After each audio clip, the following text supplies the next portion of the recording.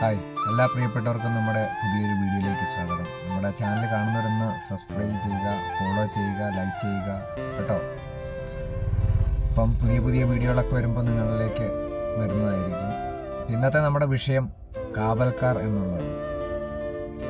ഓരോ കമ്പനികൾക്കും ഹോസ്പിറ്റലുകൾക്കും ഓരോ സ്ഥാപനങ്ങൾക്ക് വേണ്ടി കാവൽ നിൽക്കുന്ന സെക്യൂരിറ്റിക്കാരില്ലേ, ചില മനുഷ്യരെങ്കിലും അവരെയൊക്കെ പുച്ഛത്തോടെ കണ്ടിട്ടില്ല. എന്തിനാണ് അങ്ങനെ കാണുന്നത്? അവരെയും മജ്ജയും മാംസവും പ്രതീക്ഷകളും സ്വപ്നങ്ങളും ഒക്കെ ആയിട്ട് ഒന്നും എത്തിപ്പെടാൻ പറ്റാതെ അവസാന ഘട്ടത്തിൽ എന്തെങ്കിലും ഒരു ജോലി എന്നുള്ളൊരു നിലയിൽ ദാരിദ്ര്യം കൊണ്ട് വന്ന് ഏൽക്കുന്ന പാവങ്ങളാണ് കാവൽക്കാർ, സെക്യൂരിറ്റി. നമ്മൾ അവരെ ഒന്നും കാണാതെ പോകരുത്. ഞാൻ പലതവണ കണ്ടിട്ടുണ്ട്. എൻ്റെ അനുഭവങ്ങളിൽ നിന്നും പങ്കുവെക്കുന്ന ചില വാക്കുകൾ ഞാൻ നിങ്ങളിലേക്ക് ഷെയർ ചെയ്യുന്നു.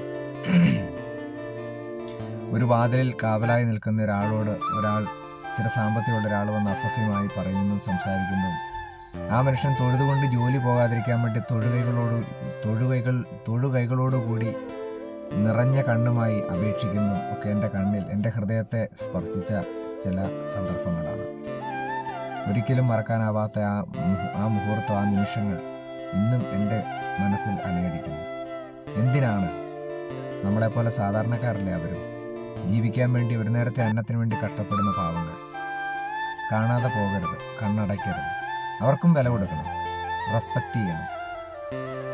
അവർക്ക് മുകളിലേക്കുള്ള പ്രശ്നം എന്ന് പറഞ്ഞാൽ, ഒരിക്കലും ഈ ഒരു വർഗത്തിൻ്റെ പ്രത്യേകത എന്ന് പറഞ്ഞാൽ, ഈ ഒരു സെക്യൂരിറ്റി ഗ്രൂപ്പിൻ്റെ പ്രത്യേകത എന്ന് പറഞ്ഞാൽ, ഒരു സാധാരണക്കാരൻ്റെ ആവശ്യം വന്നാൽ അവരുടെ കൂട്ടത്തിലുള്ളവർ പോലും കൂടെ നിൽക്കുകയില്ല എന്നുള്ളൊരു പച്ച പരമാർത്ഥം. എന്നാൽ അവർ സപ്പോർട്ട് ചെയ്യണ്ടേ? അവർ വലിയവരെ വളർത്താൻ വേണ്ടിയിട്ട് അവരുടെ ആദർശങ്ങളെ മുന്നോട്ട് വെച്ചുകൊണ്ട് നീയാണ് കുറ്റക്കാരെന്ന് ചൂണ്ടിക്കാണിക്കുന്ന ഒരു സമൂഹമാണിപ്പോൾ. അരുത്, അവരെ നമ്മൾ വില കുറച്ച് കാണരുത്. സെക്യൂരിറ്റി എന്ന് പറയുന്ന ഒരു നിസ്സാര ജോലിയല്ല.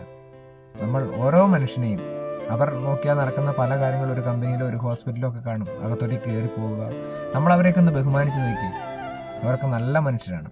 ദയവ് ചെയ്ത് അവരെയൊക്കെ വില കുറച്ച് കാണാതെ നമ്മൾ നന്നായിട്ട് അവരെ റെസ്പെക്റ്റ് ചെയ്ത്, അവരും മനുഷ്യരല്ലേ. നമ്മൾക്കൊരാവശ്യം വരുമ്പോൾ ചിലപ്പോൾ അവരായിരിക്കും ഉപകരിക്കുന്ന ആ ഒരു സ്ഥാപനത്തിലെ ഒരു സ്ഥലത്ത്. എൻ്റെ ഈ ഇടറുന്ന ശബ്ദത്തിൽ ഞാൻ നിങ്ങളോട് പറയുന്നുണ്ടെങ്കിൽ ദയവ് ചെയ്ത് അങ്ങനെയുള്ളവരെ ബഹുമാനിക്കാതിരിക്കരുത്. Thank you so much.